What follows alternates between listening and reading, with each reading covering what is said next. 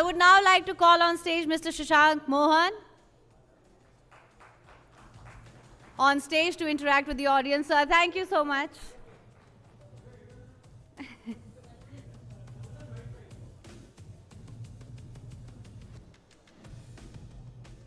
Thank you. Check, check. So, सबसे पहले आप सभी का बहुत बहुत शुक्रिया कि आप लोग हमारे साथ यहाँ पर मौजूद हैं। जी नेशनल अचीवर्स अवार्ड, कई लोगों ने पीछे पूछा कि कैसे हमने सिलेक्ट किया, कैसे लोग आए। मैं आपको बताता हूँ, ये 3 महीने का रिग्रेस प्रोसीजर था, 3 महीने का प्रोसीजर। लेकिन कमाल की बात है कि बहुत सारे नाम ऐसे थे, और मुझे यहाँ से चेहरे दिखाई दे रहे हैं, जिनके बारे में सवाल आया ही नहीं। जूरी को नॉमिनेशंस की तरफ देखने की ज़रूरत ही नहीं पड़ी। और मैं आपको बताऊं, जो सबसे टफ कैटेगरी थी उसमें मेरा नाम था, पर मुझे वो मिला नहीं। तो एनी विच वेज मैं आपको इस शाम के बारे में और बहुत सारी बातें बताऊंगा, लेकिन सबसे पहले मैं कुछ खास लोगों से आपका परिचय कराना चाहता हूं। और मैं बहुत ज़्यादा टाइम नहीं लूँगा, क्योंकि मुझे पता है कि आप लोग वेट कर रहे हैं कुमार सानू का, और ये सस्ता कुमार सानू जो गाना नहीं गा सकता वो आपके सामने खड़ा हुआ है। तो आपको मैं सबसे पहले मैं शुभम, अगर वो यहाँ हैं अभी, मुझे दिख रहे हैं, हाँ शुभम, अगर आप प्लीज़ 1 मिनट स्टेज पर आ सके। ज़ोरदार तालियां शुभम के लिए प्लीज़। देखिए, मैं आपको बताना चाहता हूं कि जितने व्यूज़ हमारे नेटवर्क की कई सारी न्यूज़ पे आते हैं, शुभम की वीडियो पे अकेले आ जाते हैं। शुभम, ये माइक आप प्लीज़। शुभम, अक्सर आपने देखा होगा मोबाइल में वो रील्स शॉर्ट्स जब आते हैं, यूजुअली हम लोग टाइम जब हमारे पास होता है तो हम उनको देखते हैं। ये आपको नोएडा के साथ में और ग्रेटर नोएडा के साथ में दिक्कत क्या है? आप हमेशा नोएडा, ग्रेटर नोएडा के अराउंड कंटेंट बनाते हो। दिक्कत नहीं है, मुझे तो प्यार है, इसलिए मैं वहाँ के कंटेंट बनाता हूँ, क्योंकि मैं वहीं रहता हूँ और मुझे लगता है वहाँ के लोकल लोगों की जो कॉमेडी है वो थोड़ी सी अभी अंडर एक्सप्लोर्ड है, ज़्यादा उसको दिखाया नहीं है मेन स्ट्रीम में किसी ने, तो मैं वो सबके सामने लाने की कोशिश करता हूँ और पसंद आती है लोगों को, इसलिए मैं बार बार बनाता रहता हूँ। अच्छा, वो वाला जो लाइन है पर्टिकुलर कि नोएडा के सेक्टरों के नाम और ग्रेटर नोएडा के सेक्टर, आप में से कितने लोग नोएडा और ग्रेटर नोएडा के, प्लीज़ हाथ खड़ा कीजिएगा, स्पेशली जिन्होंने अभी पैनल किया था अमित के साथ में। आप लोगों को भी प्लीज़ हाथ खड़ा करना पड़ेगा, क्योंकि मैंने आपकी पूरी बात सुनी थी, आप लोग भी मेरी पूरी बात सुनेंगे। तो आप लोग प्लीज़ बताइए, आप में से नोएडा और ग्रेटर नोएडा के बारे में कितने लोग जानते हैं? ऊंचा हाथ खड़ा करेंगे। So he has a view about the sectors name. यहाँ पे अधिकांश लोग नोएडा, ग्रेटर नोएडा के बारे में जानते हैं। सर, नोएडा, ग्रेटर नोएडा के बारे में, अरे कुमार सानू जी आ गए। Kumar ji, thank you so much, please please welcome. जोरदार तालियां कुमार जी के लिए।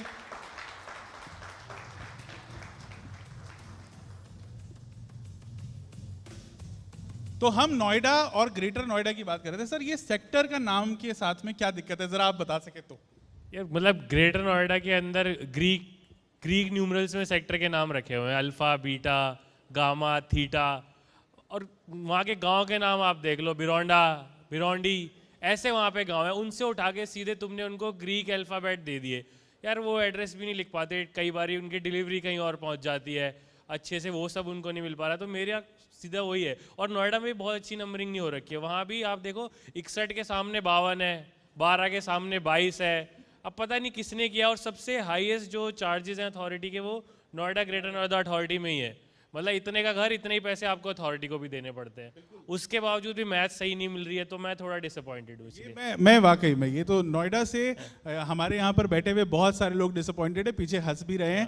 तो जोरदार तालियां शुभम के लिए। Thank you so much Shubham, and आपको ये अवार्ड बहुत बहुत मुबारक रहे।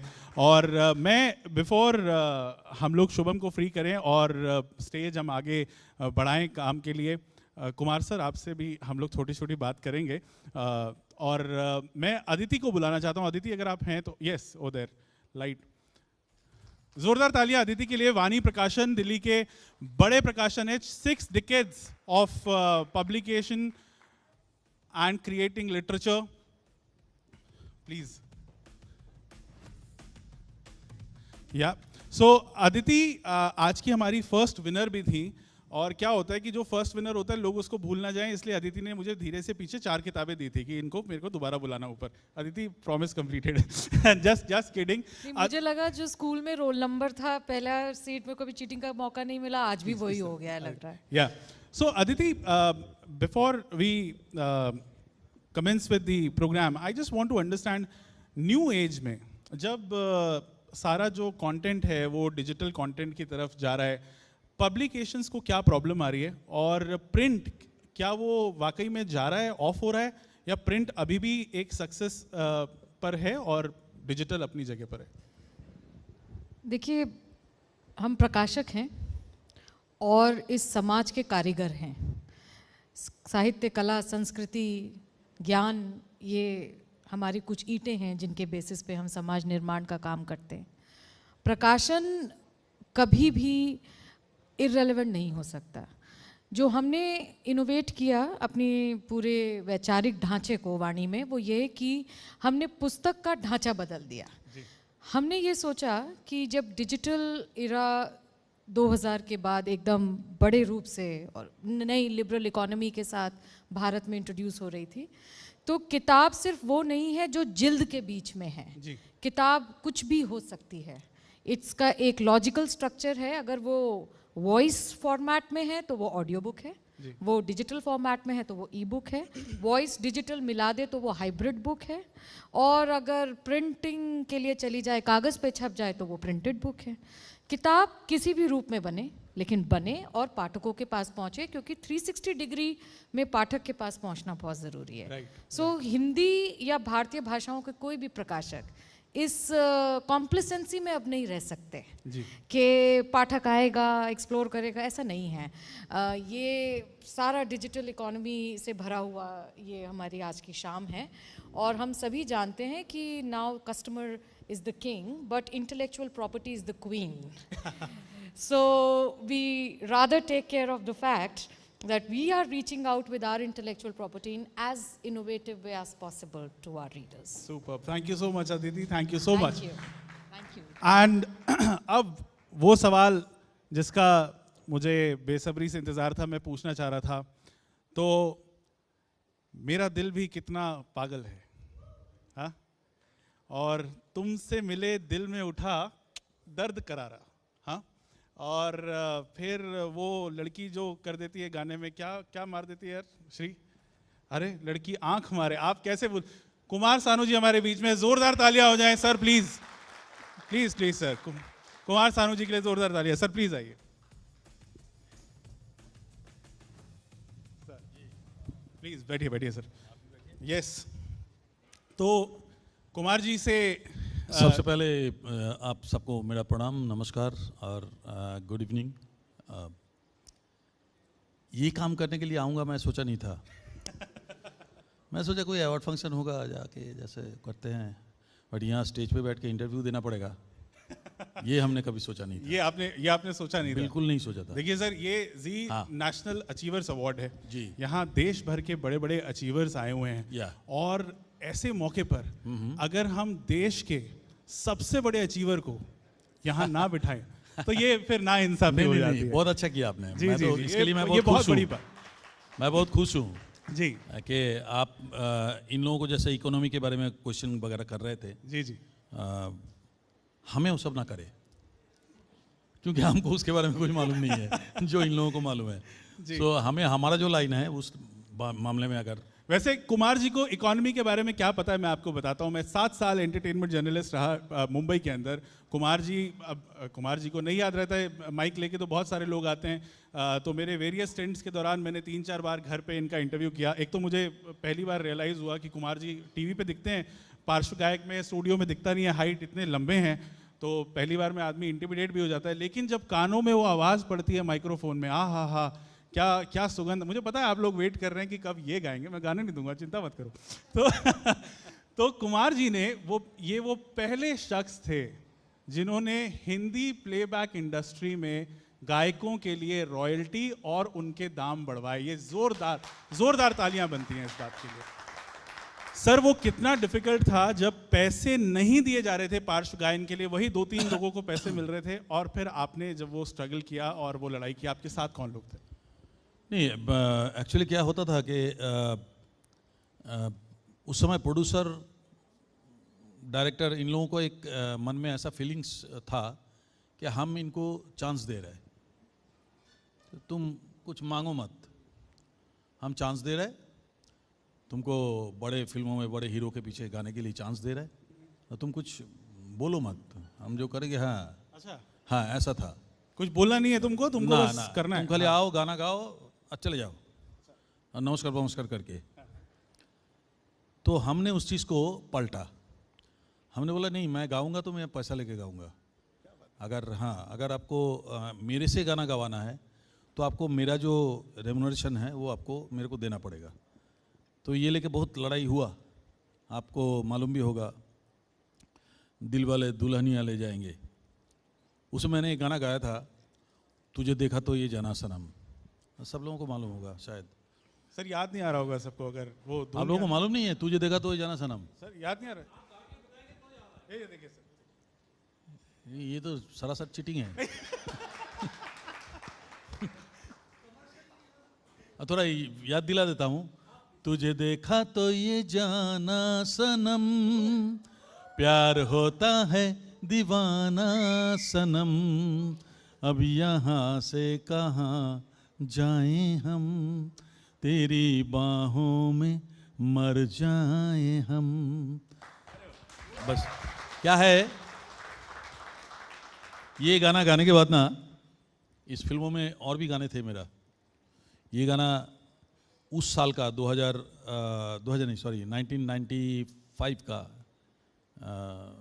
सबसे बड़ा हिट गाना था। आप लोगों को शायद मालूम होगा कि नहीं मालूम नहीं है। आज भी ये गाना मैं जहाँ भी जाता हूँ दुनिया के कोई भी कोने में मेरे को गाना पड़ता है। बट ये गाना जो था, ये गाना गाने के बाद ना मेरे को एक छोटा अमाउंट का एक चेक दे दिया गया, जाओ।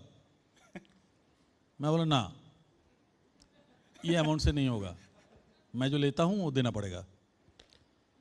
इस वजह से इस गाने को मेरा 6ठा फिल्म फेयर अवार्ड नहीं मिला। क्या बात कर रहे हैं? हाँ, 6ठा फिल्म फेयर, ये 6th फिल्म फेयर अवार्ड था ना मेरा। हाँ हाँ हाँ, कंसेक्यूटिव मेरा। जी जी जी, हाँ, 5 बार तो हो गया था, 5 बार हो चुका तो था, रिकॉर्ड हो छठा चुका मिलता। था, ये 6ठा भी था, नहीं दिया गया। एंड उसके बाद उस फिल्म में मेरा एक गाना और था, कोई भी गाना और रखा नहीं, कट कर दिया गया। हम बोला यार भाड़ में जाओ तुम लोग, मेरे को कट करोगे, मैं दूसरे से गा लूँगा, दूसरे का गाना गा लूँगा, मैं तो हर जगह पे गा रहा हूँ। तो इस तरह से मैनिपुलेट हुआ करता था। तो मैंने उस चीज़ को तोड़ने का बहुत कोशिश किया। फिर मैंने सारे अलका जी, कविता जी, जितने भी सब लोग हैं, सब पैसे मांगने लगे धीरे धीरे। हम बोले हमारे रेम्यूनरेशन दो, रेम्यूनरेशन दो। तो ऐसा कर करके एक रेट बना, एक हर एक का अलग अलग रेट बना, ऐसा करके एक मतलब ये सिस्टम एक चालू हुआ।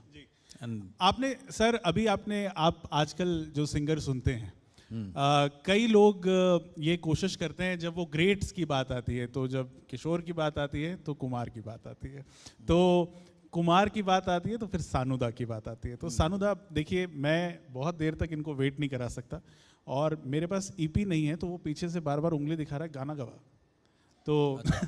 तो मुझे आपसे एक छोटी सी रिक्वेस्ट है, जी। वो गाना जो आपके हमेशा आपके दिल के करीब रहता है और आपको लगता है कि ये गाना गाने से मेरे को सुकून मिलता है, आपका वो गाना अगर आप हमें बता सकें। और मैं क्विकली फिर आप यहाँ कुछ कहेंगे? ब्रेक लेना चाहूँ। नहीं सर, प्लीज आप गाइए। आप एकदम रेडी हो गए हैं ना, मैं बोला कि अभी कुछ कहेंगे शायद। वो गाना मेरा दिल के बहुत करीब है, क्योंकि ये गाना जो है ये हर एक के साथ ये गाना जाता है, हर एक के साथ, चाहे वो लवर हो, चाहे वो पेरेंट्स हो, चाहे वो किड्स हो, चाहे वो गॉड्स हो, गॉडेस, जो भी, सबके साथ ये गाना फिट बैठता है। वो गाना ऐसा है, जब कोई बात बिगड़ जाए, जब कोई मुश्किल पड़ जाए, तुम देना साथ मेरा ओ हमनवा। जब कोई बात बिगड़ जाए, जब कोई मुश्किल पड़ जाए, तुम देना साथ मेरा ओ हमनवा। न कोई है न कोई था जिंदगी में तुम्हारे सिवा, तुम देना साथ मेरा ओ हमनवा। बहुत बहुत सुंदर, बहुत बहुत शुक्रिया। और इसीलिए ये शाम जो है वो अचीवर्स की शाम है।